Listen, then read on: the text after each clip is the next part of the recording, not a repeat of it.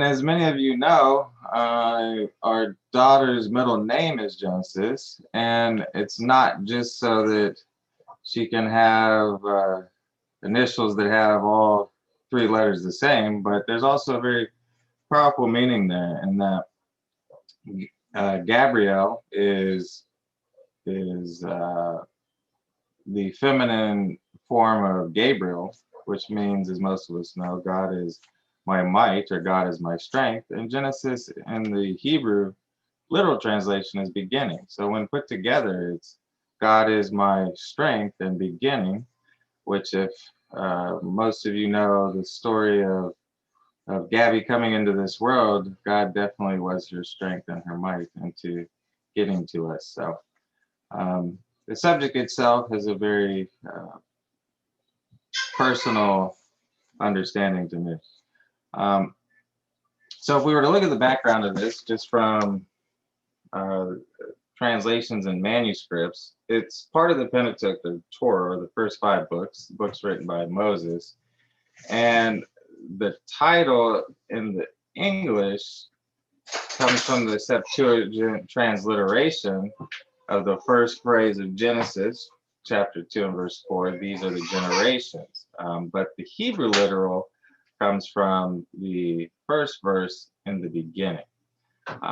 Main textual sources that we have to rely on are the Masoretic texts, the Samaritan Pentateuch, the Septuagint, and they also found some fragments of Genesis in the Qumran Dead Sea Scroll location. Several theories on the actual writers, but I think most of us can agree that the writer is Moses, and any opposition to Moses writing all the books come in the form of some contradictions. And one of the first, this is just so if anybody ever brings this up, you know about them. Uh, Genesis 14 and 4 gives the name of the place where Abraham confronts Chedorlaomer as Dan, but biblically it is said to not have been given that name until Judges. However, we don't know that Abraham didn't refer to it as his name already. And then Genesis 36 speaks of the kings of Edom as reigning before any king over the children of Israel. And it implies that this writing is done in the time of Saul, which is in 1 Samuel. Moses also would have been speaking to himself in the third person on several occasions, and references are made after the death of Moses. And there are all good counters to these points.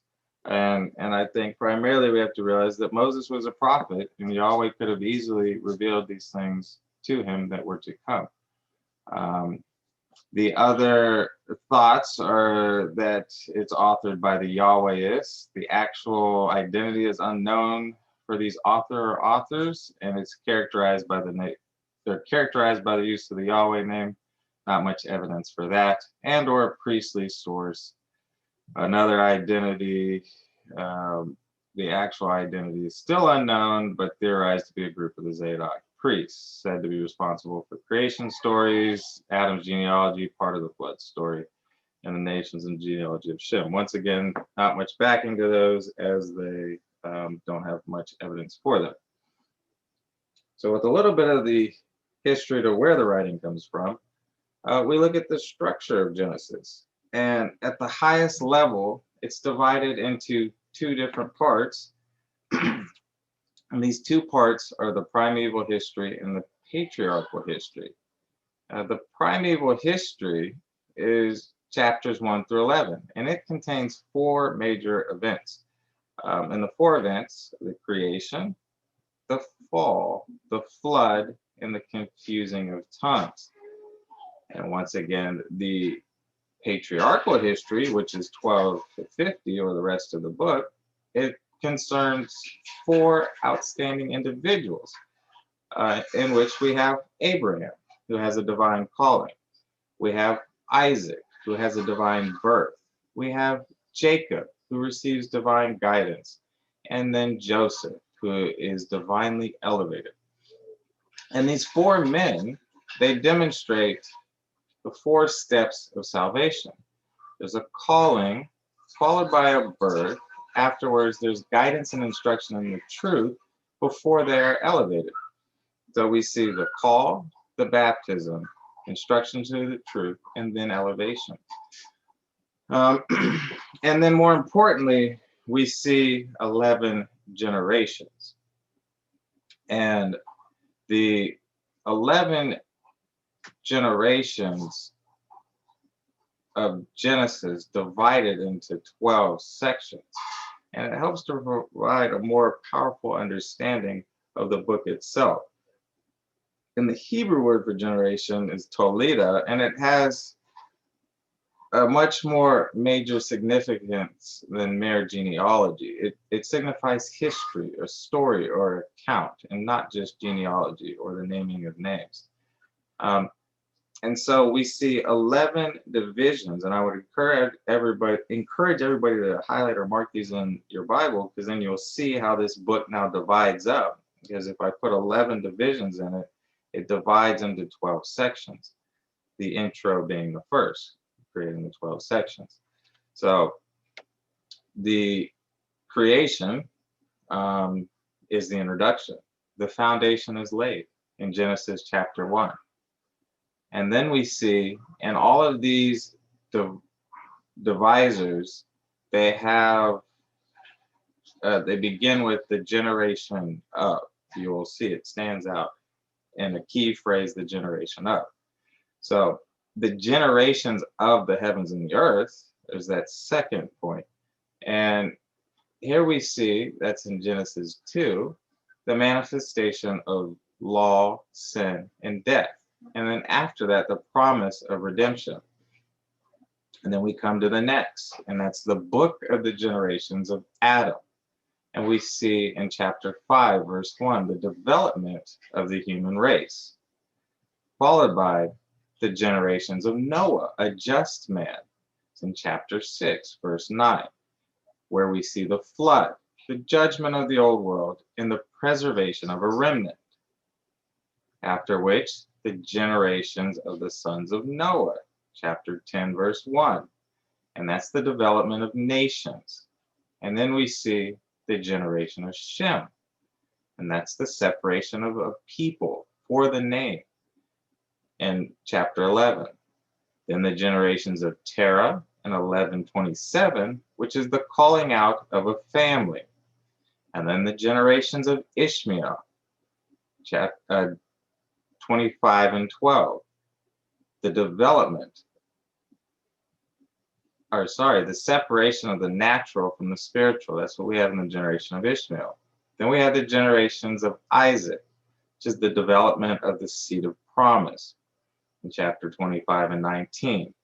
And then the generation of Esau, and that's the development of the seed of man, of sin. And also the generation of the sons of Esau in chapter 36. That's the development of the seed of the serpent, followed by the generation of Jacob. And that is the development of Israel in chapter 37. So these divisions themselves, they reveal one of the purposes of God. The nations are developed. People are separated for the name. The family are then called from the people, and the segregation of the spiritual and natural occur within the family. So it's a beautiful picture of what God is trying to do throughout the ages to call a people unto Him. And then, as for contrast to entire Scripture, as we have Genesis to Revelations as these bookends. Genesis being the beginning of all that Revelation predicts as the purpose of the earth.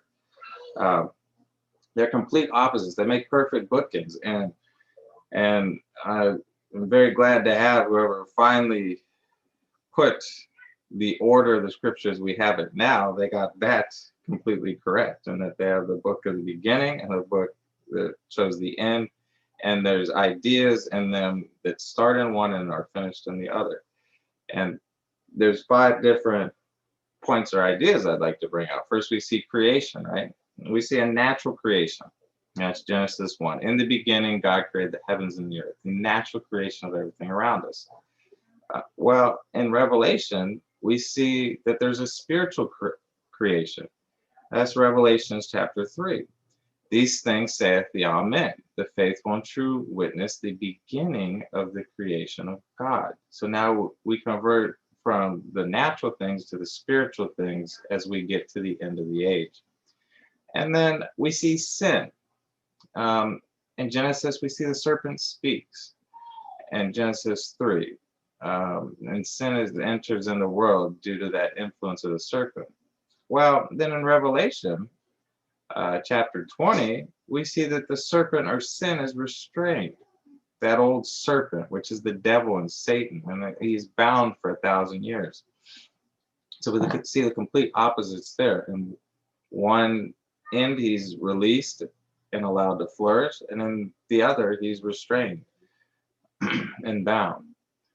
We see sorrow and death.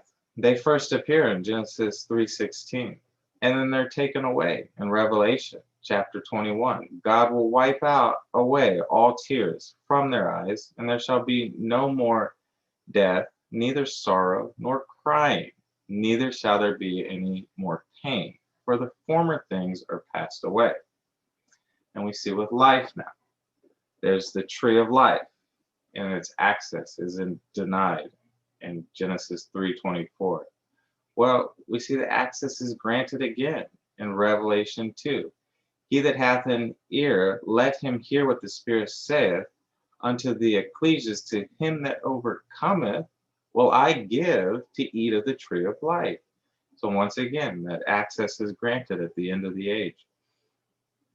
Paradise. In the beginning, it was closed to man in chapter 3, verse 23. Once again, it's opened in Revelation 21:25. The gates of it shall not be shut at all by day, for there shall be no night there. And so we see this contrast between what happens at the beginning of the age and then what will come at the end of an age. And we currently are getting towards the end of that age as we're in the last vial period. And then I'd like to add in that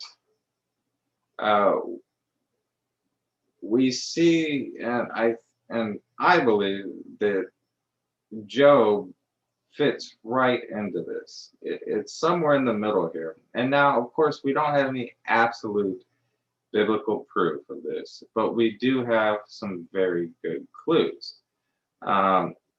Job, I believe, is placed in the time period of the patriarchs, and here's some of those proofs, right? We have a reference to the flood and to rain, and that's in chapter 22, Job 22, right? We see that this is after the flood, so post-flood, post-Noah. But then we have a lot of things that show us it's pre-law of Moses. So that kind of dials us down. It gets us, can get us close to 1,000-year period maybe. And we see pre-law of Moses things happening. We have the head of the family are sacrificing to God.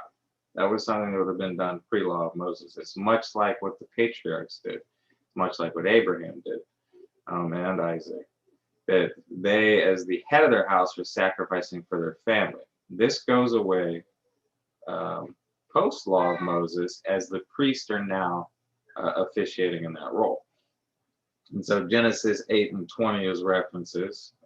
Genesis 8:20 compared to Job 1:5. We see an inheritance being given to both the sons and the daughters. And post-law of Moses, the inheritance is only given to the daughters in the absence of the sons. That's in Numbers 27. We see that Job's wealth is measured as livestock, not money, which is typical of the patriarchal period of history here.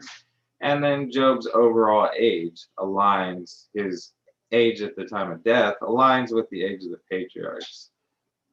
His the King James version, as we read it, does not have an age. The Septuagint, as read, does have an age. It gives him the age of 240 at his time of death, which aligns fairly well. We then have this other key player, Eliphaz the Temenite, and we can't point our finger to that this is the exact Eliphaz that's Esau's son, but one would assume that it most likely is. And so we have Eliphaz the Temanite. Esau has a son named Eliphaz, who has a son named Teman, who's responsible for the city of Teman. So that's where the Temanite comes from. So we'd have to assume either Eliphaz or Teman created this city, which kind of locks us into a pretty good time period there. But if we take all these things that we see in Genesis, they fit so well throughout the entire book of Job. It's I'd say it would be a very good place to put it. So this morning we will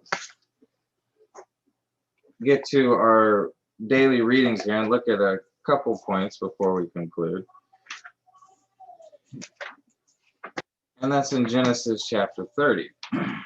So if we take some of what I just said and we were to organize this, we see that we're in the patriarchal history of Jacob during the generation of Isaac.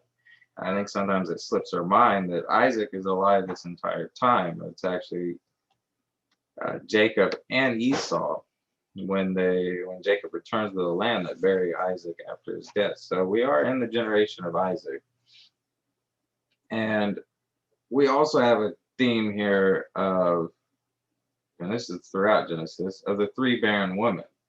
So the promises to the three patriarchs, they come through three barren women. And that's a study unto itself. But if we look, we know that Sarah was barren. We know that Rebecca was barren, as well as Rachel.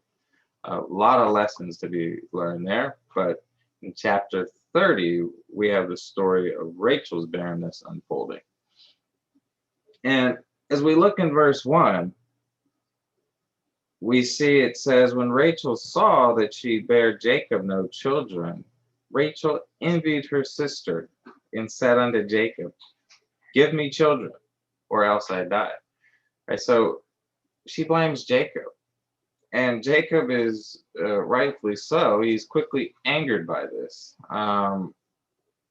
She still has to learn a lesson of faith. And he directs her attention to where those blessings actually come from. Right? He says, am I in God's stead? Well, Jacob understands that children are a blessing of Yahweh. The psalmist repeats that in Psalm 127. He says, lo, children are an heritage of Yahweh, and the fruit of the womb is his reward. So Jacob realizes very quickly he has nothing to do with this, and he directs her to the source of such a blessing as children. And he's quickly vindicated by what now here happens with Bilhah. So, of course, Rachel gives him Bilhah to bear children for her, and Jacob quickly shows that it's not his fault at all. And she bears two children by Bilhah. And as we see these children's names, which we won't go into in great depth, we see this sort of transformation happening, as well as when you put all the names together of all of the children between Leah, Bilhah, Zilpah, and Rachel. There's a story just in the names themselves. But we see that as she names these children, they're starting to show a change in her attitude. She's able to submit in humility to a servant doing her part for her. And then we then get to this little story, as interesting as trivial as it is the mandrakes. And it finds its way into the narrative, and we see that that Reuben finds these mandrakes, which is it's a Middle Eastern berry plant. It has roots, carrot-like root. And Reuben, if you try to date him for an age, most people agree he's about 8 to 9 years old. So he brings this plant out of complete innocence to his mother, and they feud over it. Um, and there's a bit of irony here. So Leah has stopped having children, and so she trades um, the mandrakes. They sort of fight over it, but then she trades the mandrakes from Leah for Leah to have time with Jacob.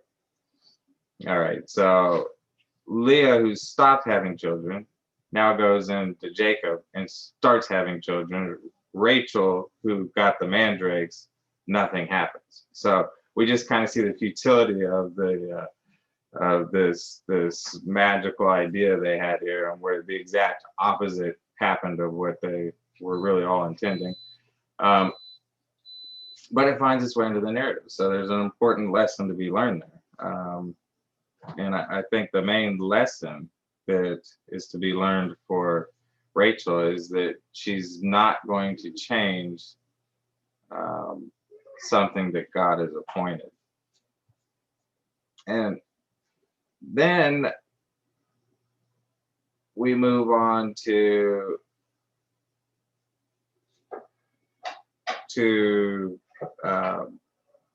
showing that, yeah, so when the appointed time comes, we see both in the history of the narrative and in Rachel's spiritual development that her womb is open and she eventually bears Joseph. And we see a deal, and that's where we're going to conclude today, but I want to cover some more stuff before we get to those verses. So we're actually going to jump past that. And we see another interesting story here of Laban and this breeding program that he has and the deal that he strikes up with Laban. So Laban quickly realizes that he's been blessed through Yahweh, been blessed through Jacob by Yahweh, right? And so Jacob decides he wants to leave. Laban wants him to stay.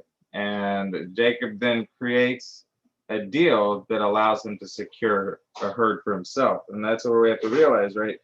Most of their value, most of their worth is in this livestock. So having a lot of livestock equaled a lot of net worth. And Jacob, we would assume at this point, doesn't have nearly as much as he should or nearly as much as Laban. So he comes up with this plan, says, okay, you want me to stay. We're going to separate the herd. I'll take everything that has coloring or spotting on it, and you'll take everything that's solid colored. And Laban, of course, as most of these shepherds and herdsmen probably have a very good understanding of selective breeding. And so Laban, with that understanding of selective breeding and his very dishonest nature, he removes all the spotted of the herd before Jacob can. Jacob says, I'm going to go do this at the end of the day. Well, Laban goes and does it before that, takes them all, groups them together, and gives them to his sons. And then hands Jacob a herd that's full of solid colored, assuming now, okay, he won't have anything. And then they separate themselves 3 days. And Jacob would have quickly realized this. And as time goes on, we see a very peculiar watering process happening. He's adding poplar, hazel, and chestnut to the water, and the sun, which, and he would only do this to the strongest of the flock. And we might quickly assume, oh, this is some type of folklore, fertility type treatment for the herd, but modern research has now concluded that it's not. There's various studies that show that all of these trees, when added to livestock feed, increases the overall health, fertility, and newborn health of the herd. And I was reading one study, I didn't buy it, but I was reading the abstract, It's called The Effect of Different Levels of Poplar Supplementation on the Reproductive Performance of Ewes Grazing Low-Quality Drought Pasture During Mating.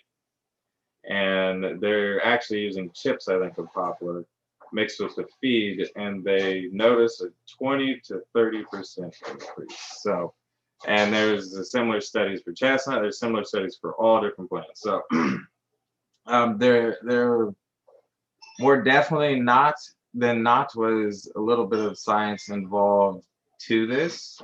There's basis that it could do something. And now I think we're finally beginning to see that.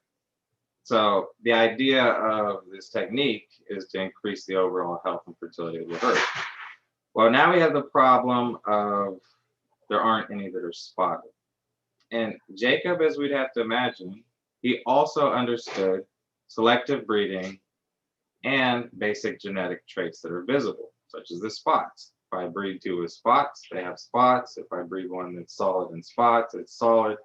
That's the dominant and recessive traits, so on and so forth. But with animals without visual indication, you would have no way to know this. However, we see that he begins to breed animals that produce spotted livestock. And that is only because of the result of divine intervention. And we see that in chapter 31, verse 10. God basically gives him genetic test results in the form of a dream. He shows him which animals to breed together to create colored livestock, the livestock with colors on them. So that comes through a dream. Those traits were already there. He just would have had to deal with probability trying to match that up. God shows him exactly what animals to put with which animals in order to produce the correct livestock in his favor. And once he knows that, he takes those and puts them directly in front of his specialized process, which breeds the strongest of the herd. So now he has the most and strongest of the herd, while Laban has fewer and weaker. Of course, he wouldn't have been able to do this without the divine intervention of God. So where I'd like to conclude is coming back to chapter 22 and when Joseph is born. All right, so we see spiritually, we look at this chapter, we actually deep dived it, which we don't exactly have time to do right now, but we deep dive it. I believe in looking at the names and the attitude of Rachel through what she says, we can see this spiritual transformation happening. And once that transformation has happened and we're at the appointed time, we see she has a son. And when she has a son, the narrative uses the names of deity in a very key way. So if you come with me to verse 22, chapter 30, we see, and God remembered Rachel, and God hearkened to her and opened her womb. And she conceived and bare a son, and said, God had taken away my reproach. And she called his name Joseph, and said, Yahweh shall add to me another son. So now if we look at the names of deity here, we have Elohim remembered, Elohim hearkened, Elohim took away, Yahweh shall add. So we see these present tense action, a present tense action, present tense action. And then when we get to the future, we have the correct name of deity to use there. We have a future manifestation as an action, right? So present, present, present, future, the names of deity align. So we should start digging a little deeper. And we see that his name is Joseph. If we were to look that up concordance, it means Yahweh shall add, or to add, he will add. But the concordance will tell you Yahweh shall add. And that is what she says. Yahweh shall add me another son. Well, how does she know this? We see that Rachel is spiritually developed enough that she is now in two-way communication with God. We don't know in what form. Could be dreams, could be vision, could be talking to her, could be an angel. But she's been told she'll have another son. Much like Jacob dreams and he's shown things. We see that Rachel prays and her prayers are answered, and they're also answered with detail, not just with an action happening. And as we look at that, we see that that these two sons, they're an example of a type of Christ. We have Joseph and Benjamin, all right, and those represent the two advents of our Lord Jesus. We have Joseph, which is Yahweh shall add, and we have Benjamin, the son of my right hand. The first was born to the seed of the woman, and it took away her reproach, while the second reigns at the right hand of his father. So that is what we've come here to remember today. I'd like to close with this thought, is that Jesus in his first coming took away the reproach of mankind in order to bring mankind closer to his Father. And now he reigns at his right hand.